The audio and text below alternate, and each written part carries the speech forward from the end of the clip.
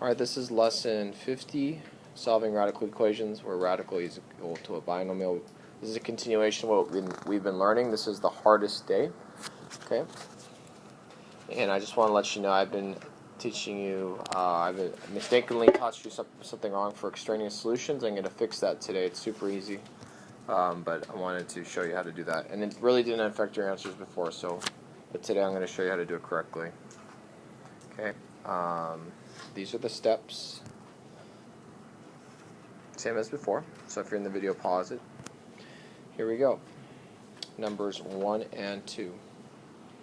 Okay, so number 1, just like before, we want to square both sides if we have a square root sign, because the opposite of square root is squaring, but you have to isolate it before you could square both sides. So we need to move this n to the opposite side. So this is like saying minus n, so I'm going to add n to both sides. So I add in here. When we do that, we get n minus 9 is equal to 31 plus 3n. Take the square root and bring that down. Okay, now the square root sign is isolated, so we're going to do the opposite of the square root, which is squaring. So I'm going to put parentheses around this whole right side, square it, because I know if I square it, square root and square cancel out, right? But look at n minus 9. I want to now square the left side of the equation, and notice today the parentheses matter, right? Because n minus 9 squared is just like saying n minus 9 times n minus 9, all right? Which is a lot different than what students sometimes do. They think, oh, it's n squared plus 81, which would be the wrong answer. Okay, so this left side, this is what it breaks down to, okay? You don't have to write this out, but you could just skip to the next step, which is just multiplying it out.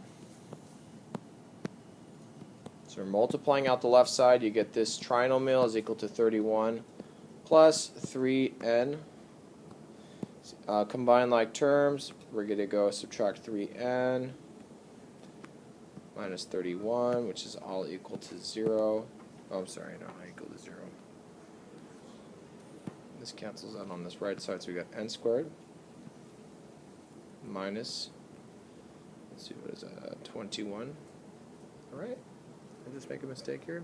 Oh, I was supposed to subtract. What am I doing here?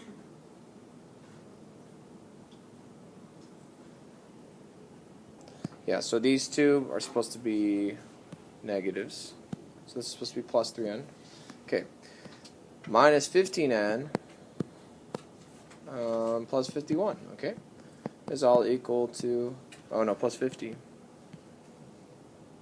is all equal to 0. Then we could use Xbox on the side, so you're going to Xbox this. You could probably do this one in your head, but in case you can't, 1 times 50 is 50. It's going to add up to negative 15.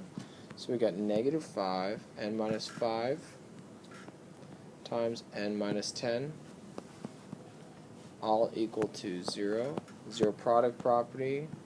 N minus 5 is equal to 0, and n minus 10 is equal to 0. Okay? At this point we have n is equal to 5 and n is equal to 10.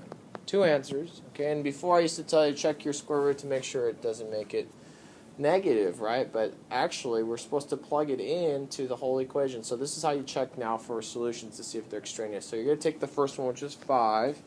And whenever we see n, we're going to plug it back into our original equation up here. Okay, so we're going to work it out. We have negative 9 is equal to negative n, so it's going to be negative 5 times the quantity of, or plus the quantity of, we're at 31, minus 3 times 5, okay?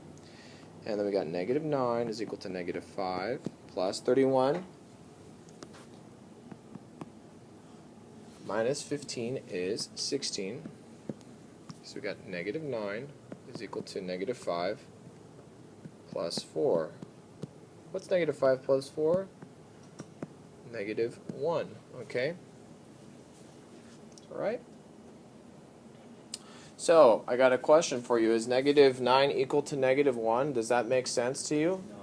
No, it doesn't make sense. So, since it doesn't make sense, it's an extraneous solution, meaning it wouldn't make our answer correct. So 5 is extraneous now. Did y'all get that? Okay, now we do 10. Let's put 10 into our same equation. So it's going to be negative 9 is equal to negative 10 plus rad 31 minus 3 times 10.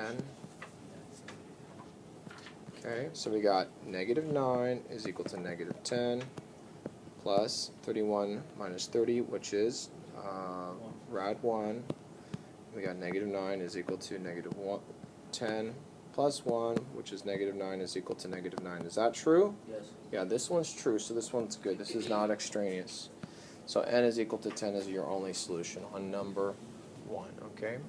So sometimes you have to check a lot of work, okay? You have to check your work, all right? And if you want a reference to how to do that, again, it's on page 399 of your textbook, example 4. So, all right, number 2. Watch me do number 2. One more time. Any questions on number 1 before I move on? Okay, number 2. So we got x minus 2 is equal to rad 3 minus 6x. So we got, thankfully we have the radical sign isolated already, so I could square both sides already from the beginning. When I do this left side multiplies out to be x squared minus 4x plus 4, which is all equal to the radicals cancel out 3 minus 6x.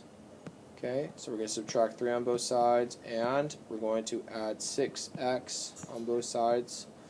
When we do that, this cancels out, so we've got x squared plus 2x plus 1 is equal to 0.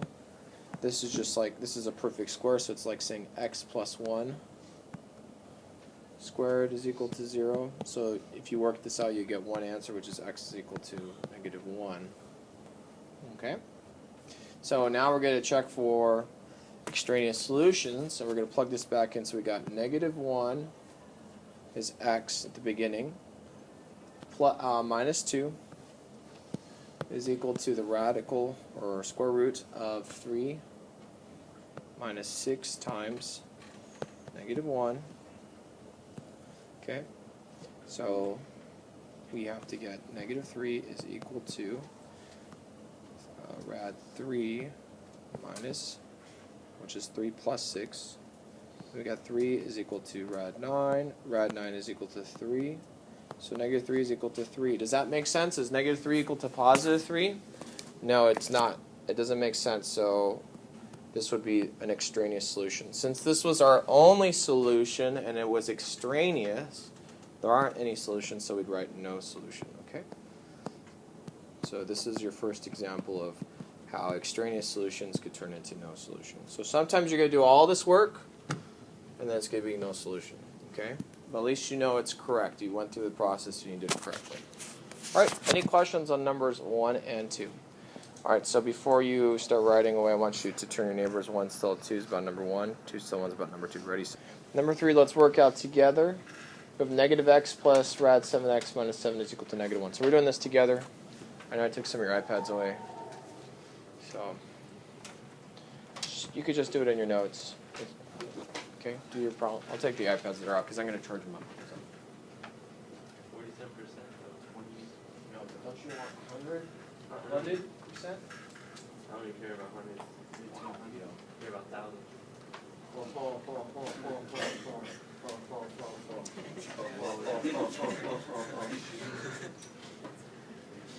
Alright, so write this down. To your neighbor, tell him what would you do first.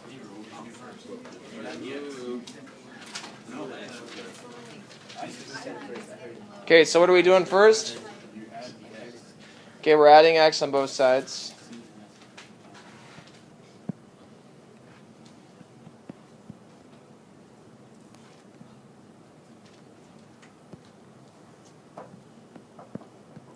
So we got 7x minus 7 is equal to x minus 1.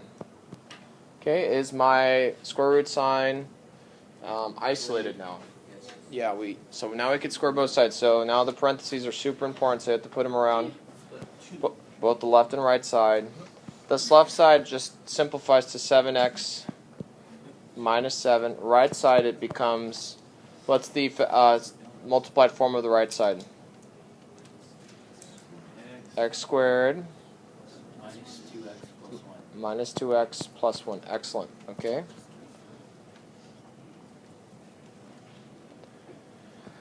Okay, now we need to combine like terms, so we're doing this together. We're going to subtract 7x on both sides, so I'm going to subtract 7x and put it on the right side and add 7. When I do that, these two cancel out, so we get 0 is equal to x squared minus 9x plus 8. Okay. What's the factored form of the right side now? Negative 8 and negative 1. Okay, good. So we got x minus 8, x minus 1. Okay. So you have two answers. First answer is x is equal to 8. Second answer, x is equal to 1. Okay. So there's a step that should go there, but zero product property, I'm assuming you could get through that quickly. Are we done? No. Plug it back. No. We have to plug it back in. So I'll plug in the first one just to show you how it works again. We take the original problem, we got negative x plus rad 7x minus 7. All equal to negative 1. So let me erase this right side so you can get some space here.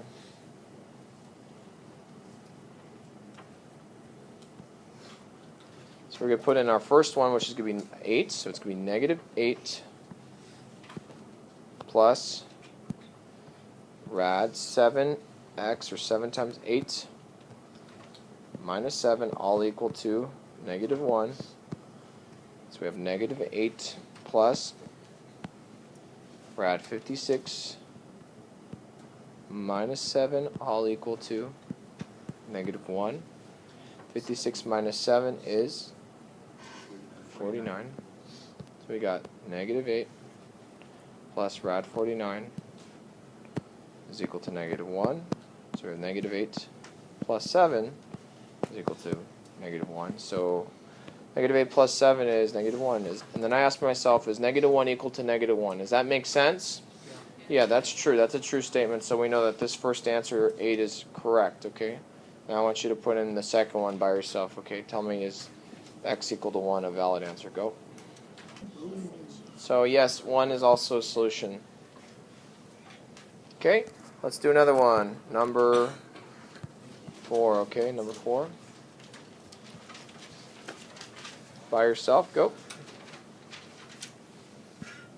So again, on this one, if you didn't get it, square both sides, you'll get 6p minus 27 is equal to p squared minus 6, minus 6p plus 9, and then we're going to add 27 and subtract 6p from both sides. When you do that, the left side becomes, this cancel out, leaving 0 is equal to p squared minus 12p plus 36. If you do an x box here, you get 0 is equal to p minus 6 squared, or p minus 6 times p minus 6, which is both the same answer. So your answer is p is equal to 6. Okay.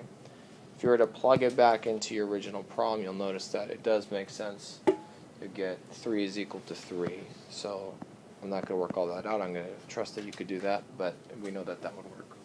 Okay, so take a moment if you got it wrong to do it correctly or write it down. Continuing on, number 5, by yourself, go. Okay, so on this particular problem, if you square the left side, you get n squared minus 10n plus 25. That's if you square the left side.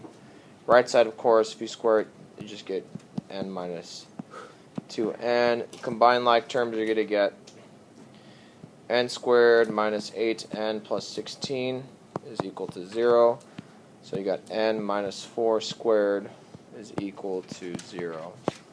Okay, so your answer is going to be n is equal to 4. If you were to plug this all in, right, let's just plug it in. You got 4 minus 5 is equal to the square root of n minus 2 times n, which is 8, So 4 minus 5 is negative 1 is equal to the square root of 1. Square root of 1 is 1.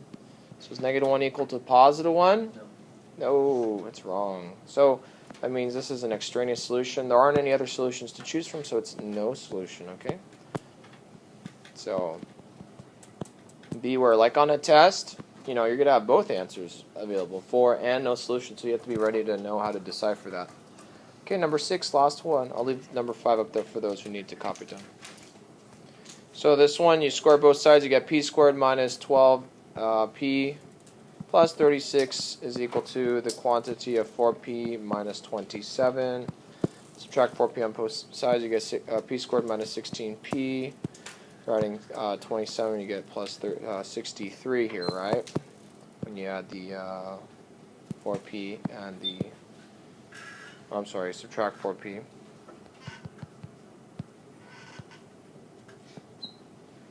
And add 27. I'm not sure what that whistling noise is. Alright, so then we got p minus 9 times p minus 7 is equal to 0, so p is equal to 9 and 7. If you're going to plug both of these back in, you'll notice you'll do all this work, and you're going to notice that both of these are true solutions. So they're both good solutions, okay?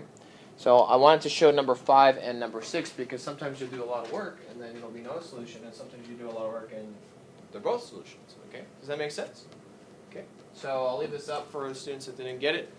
Or if you made a little silly mistake, please fix it. And that's it for today. That concludes today's lesson.